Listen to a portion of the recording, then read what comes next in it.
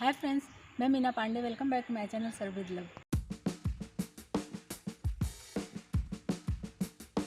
Friends, आज मैंने beans की न्यू स्टाइल में सब्जी बना के तैयार किया जो कि बहुत ही टेस्टी है। सबको बहुत ही पसंद आएगा। तो आइए देख लेते हैं किस तरीके से मैंने बनाया है। उसके लिए मैंने बीन्स लिया है और बीन्स को ऐसे बड़े बड़े पीस में ऐसे काट देती हूँ। आप चाहिए तो चाकू से काट दीजिए या इसी तरीके से, क्योंकि बीन्स हमारा सॉफ्ट है तो सॉफ्ट बीन्स ऐसे हाथ से टूट जाता है। इसी तरीके से हाथ से मैं तोड़ लेती हूँ। ये कभी आप आजमाइएगा कि जो हम चाकू से काट के बीन्स की सब्ज़ी बनाते हैं, आलू बीन्स बनाइए या कोई भी बीन्स के साथ में बनाइए, उसका टेस्ट अलग आएगा। लेकिन अगर इस तरीके से हाथ से तोड़ के हम बनाएंगे सब्ज़ी ना, तो उसका टेस्ट बहुत ही डिफरेंट आता है। आप एक बार ज़रूर बना के देखिएगा तो आपको डिफरेंट पता चल जाएगा। इसी तरीके से बीन्स को पहले मैं तोड़ लेती हूँ। ये बीन्स को मैंने ये तोड़ लिया है। क्वांटिटी आप अपने अकॉर्डिंग कर सकते हो, कम ज़्यादा, कितने लोगों के लिए बना रहे हो इसलिए। तो मैंने 100 ग्राम मैंने बीन्स लिया है और इस तरीके से बड़े बड़े से तोड़ लिए हैं। एक प्याज ले लिया, इसको मैं चॉप कर लेती हूँ। एक हरी मिर्च ले लिया है, इसको आप चाहे तो बड़े बड़े पीस में काट लो या छोटे छोटे पीस में काट लो, या इस तरीके से 2 पीस कर देती हूँ मैं।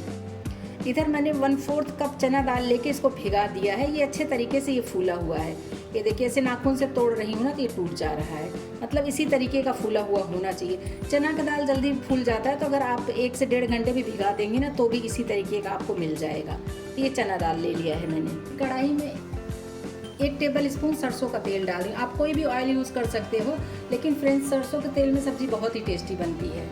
सरसों के तेल में जब सब्जी बनाते हैं ना, तो तेल को पहले गर्म हो जाने दीजिए। मतलब कि तेल का जो झार होता है वो तीखापन झार खत्म हो जाएगा। तो तेल में धुआं उठने लगे तब तक इसको हमें तेल को गर्म कर लेना है। तो फ्रेंड्स देख रहे हैं तेल हमारा एकदम गर्म हो गया है और इसमें से धुआं भी आने लगा है। 1/2 टीस्पून जीरा डाल रही हूँ इसी में।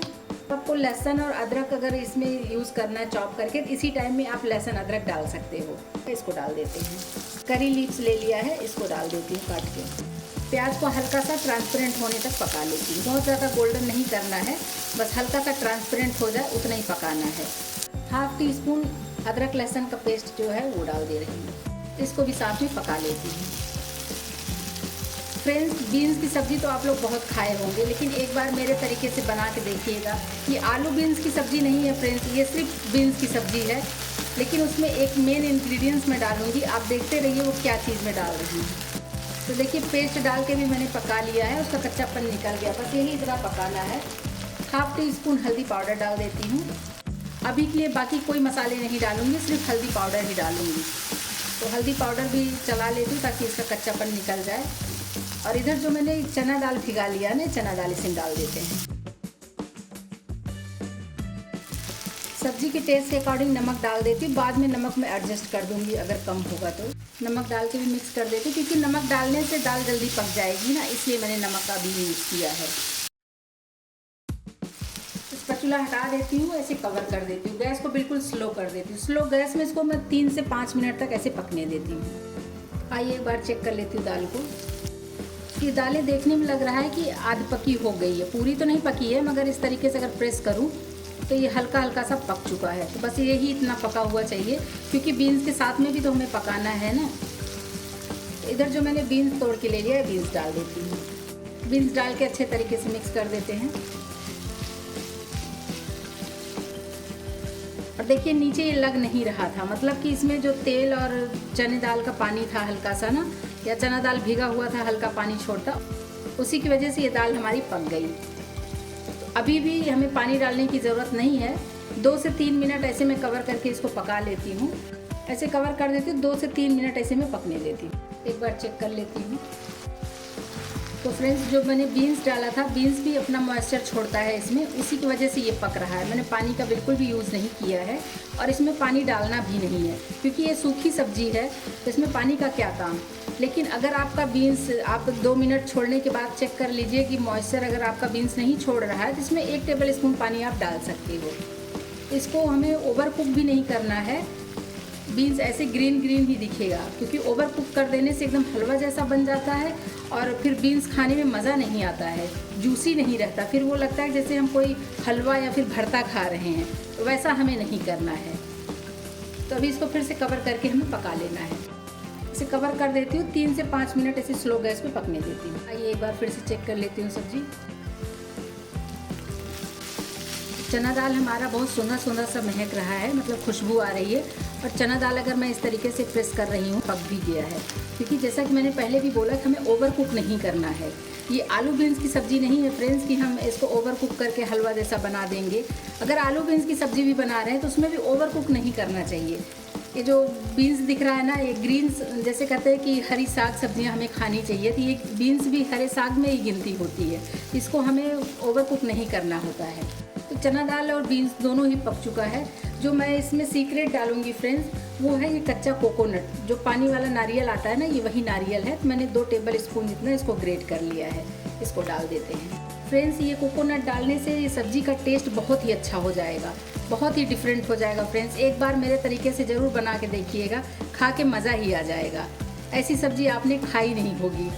ये देखिए नारियल भी डाल के मैंने मिक्स कर दिया है। अभी इसी स्टेज पे जो बाकी बचे हुए मसाले हैं, क्योंकि इसमें मैंने सिर्फ हल्दी डाला है, तो अभी इसी पे मैं मसाले भी डाल देती हूँ। 1/2 टीस्पून अमचूर पाउडर डाल रही हूँ, 1/4 टीस्पून काश्मीरी लाल मिर्च पाउडर डाल रही हूँ, 1/2 टीस्पून गरम मसाला डाल रही हूँ। इससे ज़्यादा मसाले डालने की ज़रूरत नहीं है इस सब्ज़ी में। इतने ही मसालों से ये सब्ज़ी ना बहुत ही टेस्टी बन के तैयार होगी। तो ये लिक्विड बिल्कुल भी नहीं करना, क्योंकि हमें पानी में नहीं पकाना है। ये इसी तरीके की सब्ज़ी बन के तैयार होती है। तो नारियल को भी, जो मैंने अभी कोकोनट को डाला है, उसको भी ओवर कुक नहीं करना है। बस ऐसे चलाते हुए मसालों का थोड़ा सा ये मिक्स हो जाए मसाले, बस सब्ज़ी हमारी बन के तैयार हो गई है। इसी स्टेज पे आप चाहिए तो धनिया पत्ती डाल दीजिए, लेकिन मैं धनिया पत्ती नहीं डालूंगी। मैंने ये स्प्रिंग ओनियन ग्रीन पार्ट ले लिया है, ऐसे इस तरीके से कट कर लिया है। इसको डाल देती हूँ, इससे भी सब्ज़ी में बहुत अच्छा टेस्ट आएगा। गैस को बंद कर देती हूँ, इसको मिक्स कर देती हूँ। जो सब्ज़ी की गर्माहट है, कढ़ाई की गर्माहट है, उसी में ये हमारा स्प्रिंग ओनियन हल्का सा स्टीम हो जाएगा। बस वही उतना स्टीम किया हुआ हमें चाहिए, इससे ज़्यादा पकाने की ज़रूरत नहीं है। बहुत ही लाजवाब सब्ज़ी बन के तैयार हुई है फ्रेंड्स। ये चाहे दाल चावल के साथ खाएंगे या रोटी पराठे के भी साथ खाएंगे तो भी बहुत टेस्टी बनी है। तो एक बार इस तरीके से ज़रूर बनाइएगा, सबको बहुत ही पसंद आएगा। बिल्कुल नई रेसिपी है फ्रेंड्स, तो एक बार मेरे रिक्वेस्ट है ज़रूर आप बना के ट्राई करिएगा, सबको बेहद ही पसंद आएगा। बड़े हों या बच्चे बार बार बनवा के खाएंगे।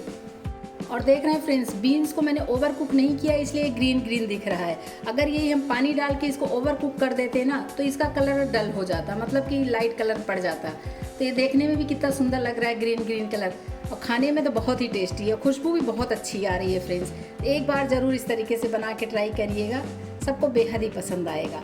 आइए खाने के लिए सर्व कर देती हूँ। थोड़े से धनिया से मैं डेकोरेट कर देती हूँ। बहुत ही लाजवाब सब्जी बन के तैयार हुई है। आज मैंने बीन्स का न्यू स्टाइल में सब्जी बना के तैयार किया है फ्रेंड्स, न्यू इंग्रेडिएंट्स के साथ में। तो आप लोग भी बनाइए और एंजॉय करिए। अगर आपको मेरा तरीका पसंद आया हो तो लाइक और कमेंट्स करना बिल्कुल भी मत भूलना फ्रेंड्स। लास्ट तक मेरी वीडियो देखने के लिए थैंक यू।